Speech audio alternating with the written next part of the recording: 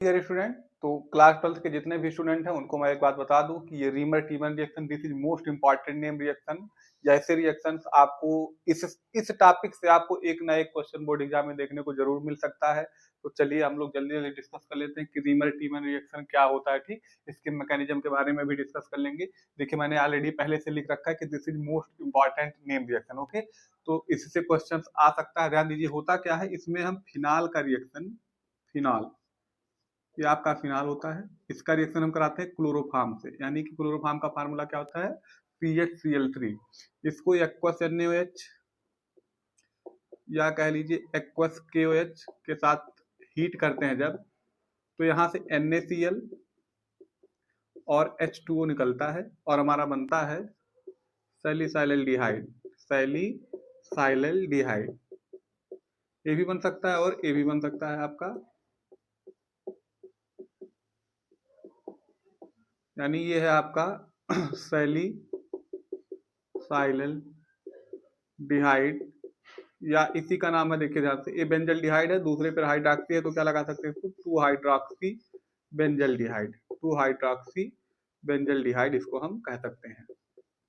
इसको कह सकते हैं 4 हाइड्रॉक्सी बेंजल्डिहाइड। लेकिन इसमें जो मेजर प्रोडक्ट आपका बनता है यही बनता है। उसका कारण क्या है, चिलेशन, या कह लीजिए हाइड्रोजन बाइंडिंग हो सकती है यहाँ पे, तो ये चिलेशन हो सकता है, हाइड्रोजन बाइंडिंग इसको कहते हैं।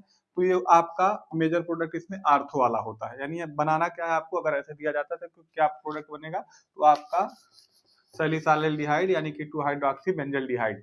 अब हम बात कर लेते हैं इसकी मैकेनिज्म की, ये रिएक्शन आखिर होता कैसे होगा। तो ध्यान दीजिए मैकेनिज्म कैसी है इस रिएक्शन की, बड़ा आसान मैकेनिज्म है, तो परेशान होने वाली कोई बात नहीं होती है। ध्यान दीजिए मैकेनिज्म में इसमें क्या होता है कि देखिए हमारा जो NaOH है, बेस है, ये हमारा क्लोरोफार्म CHCl3 है ना, ये बेस यानी OH माइनस क्या करता है भाई, H प्लस लेता है। क्या करता है, H प्लस लेता है। तो अगर H प्लस ले लिया तो यहाँ पर कौन सा चार्ज आ जाएगा, निगेटिव चार्ज, है ना। देखो ध्यान से, अगर यहाँ पे H प्लस निकलेगा तो इस पर कौन सा चार्ज, निगेटिव चार्ज, यानी यहाँ से हो गया H2 आप कर लीजिएगा, ये हुआ आपका C माइनस Cl और Cl और Cl। अब ध्यान दो इस पर एक माइनस चार्ज है, और अगर यहाँ का एक क्लोरीन और निकल जाए तो क्या हो जाएगा आपका, Na के साथ निकल जाएगा तो NaCl निकल जाएगा, यहाँ पर क्या हो जाएगा आपका CCl2, यानी एक इलेक्ट्रॉन था, कितने इलेक्ट्रॉन हो गए, 2 इलेक्ट्रॉन।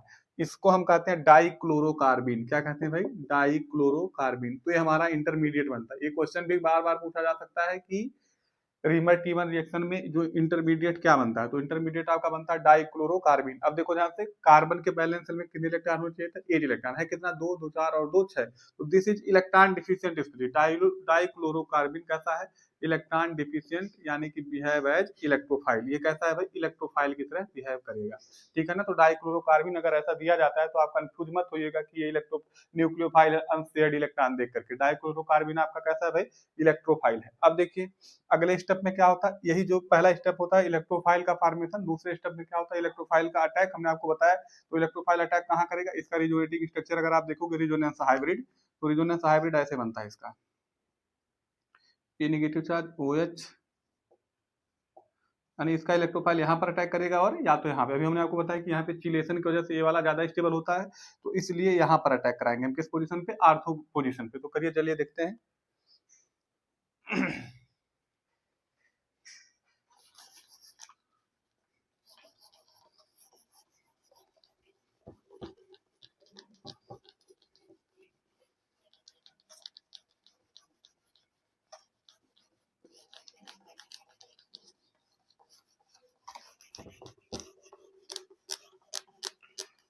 तो अगले स्टेप पे देखिए क्या होता है, बेस ने, जो सोडियम हाइड्रोक्साइड का बेस था,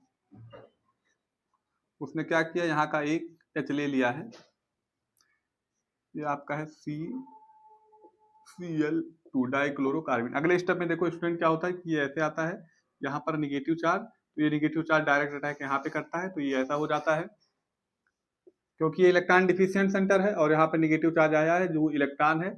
इलेक्ट्रॉन कहाँ पे भाई, इलेक्ट्रोफाइल कहाँ पर अटैच होना चाहेगा, जहाँ पर इलेक्ट्रॉन ऑलरेडी है ना। तो ये हो जाएगा आपका,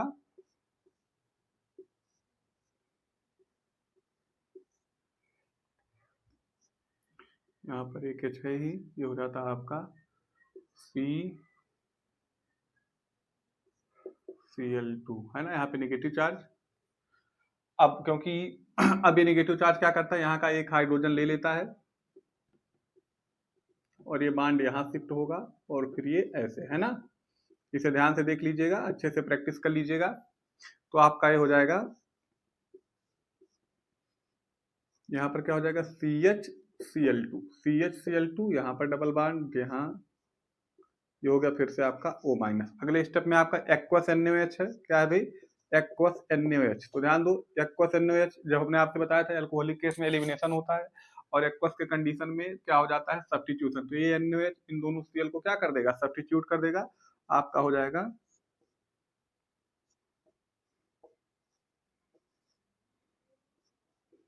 CHOH और CHOH, यानी इन दोनों Cl के जगह पे क्या लग गया, OH। फिर अगले स्टेप में देखिए, ध्यान दीजिए, एक कार्बन पर दो H स्टेबल नहीं होते हैं, तो कैसे होता है, ध्यान दो, ये OH को मैं ऐसे लिख सकता हूँ, तो ये हो जाता है ऐसे और यहाँ से निकल जाएगा OH, यानी वाटर यहाँ से निकल जाएगा, वाटर आपका एलिमिनेट होगा, ये हो जाएगा आपका O minus CH double bond O, okay. Hydrolysis यानी H प्लस ले लेगा, क्या हो जाएगा आपका आर्थो हाइड्रोक्सी बेंजल डिहाइड, या इसी को हम क्या कहते हैं, सैलिसाइलिल डिहाइड।